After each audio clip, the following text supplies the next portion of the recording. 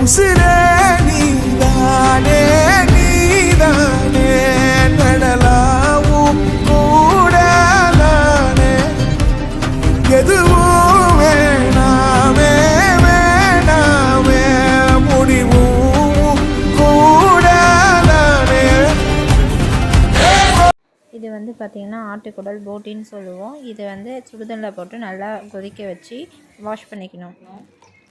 என்னன்னு பார்க்க போகிறோன்னா இன்றைக்கி வந்து ஆட்டுக்குடல் குழம்பு போட்டி வந்து எப்படி வந்து செய்கிறதுன்னு பார்க்கலாம்.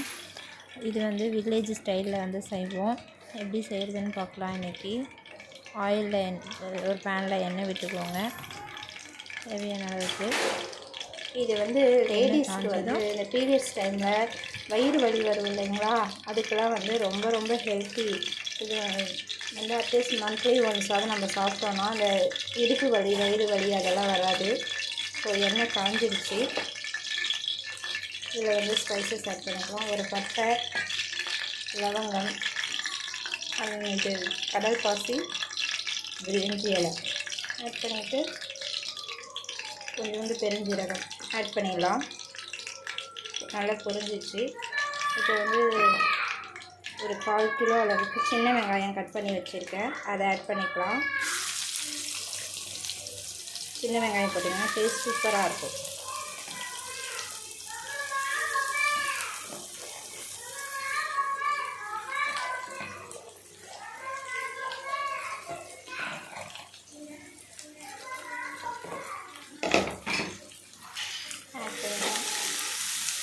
நல்லா வதக்கி விட்டுக்கோங்க.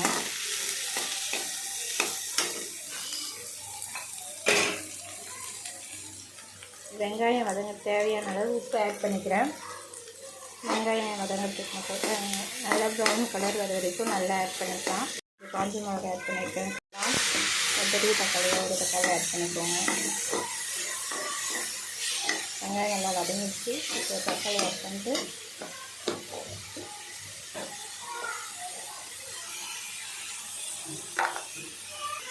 இஞ்சி பூண்டு பேஸ்ட் ஆட் பண்ணிக்கோங்க.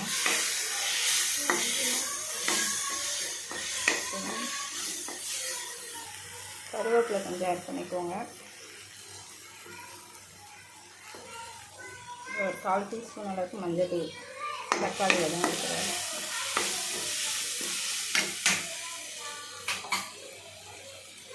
இந்த ஸ்டேஜில் உப்பு தேவையான அளவுக்கு ஆட் பண்ணிக்கோங்க.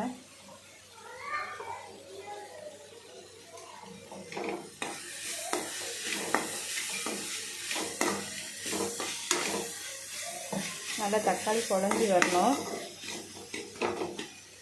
பாருங்கள், தக்காளி நல்லா வதங்கி வந்துடுச்சு. இந்த ஸ்டேஜில் வந்து இப்போ நம்ம ஒரு 3 டைம் வாஷ் பண்ணி வச்சுருக்கோம் சுடுதண்ணியில் போட்டு. அந்த குடல் ஆட்டுக்குடல் அதை வந்து போட்டு நல்லா மிக்ஸ் பண்ணி விட்டுக்கலாம்.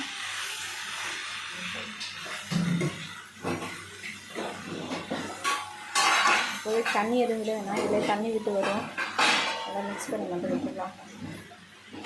இது நல்லா சுடுதண்ணியில் போட்டு ஒரு 2-3 டைம் வாஷ் பண்ணி எடுத்துகிட்டு இப்போ மிக்ஸ் பண்ணி நல்லா வதக்கி விட்டுக்கலாம். இதில் தண்ணி விட்டு வரும். இப்போதைக்கு தண்ணி எதுவும் ஆட் பண்ண வேணாம்.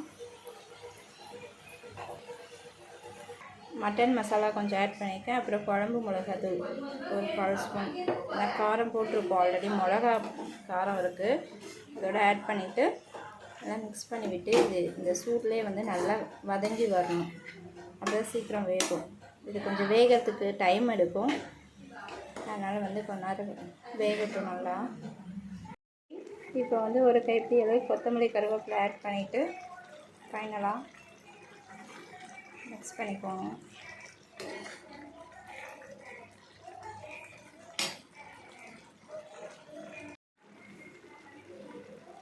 கடைசியாக கொஞ்சம் பெப்பர் ஆட் பண்ணிவிட்டு ஆஃப் பண்ணிவிடுங்க.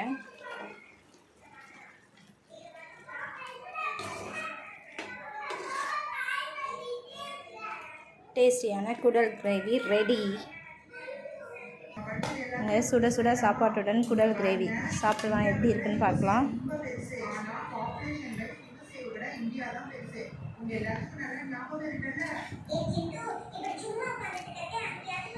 சூப்பராக இருக்குது. வீடியோ பிடிச்சதுன்னா லைக் பண்ணுங்கள், ஷேர் பண்ணுங்கள், சப்ஸ்கிரைப் பண்ணுங்கள். தேங்க்யூ.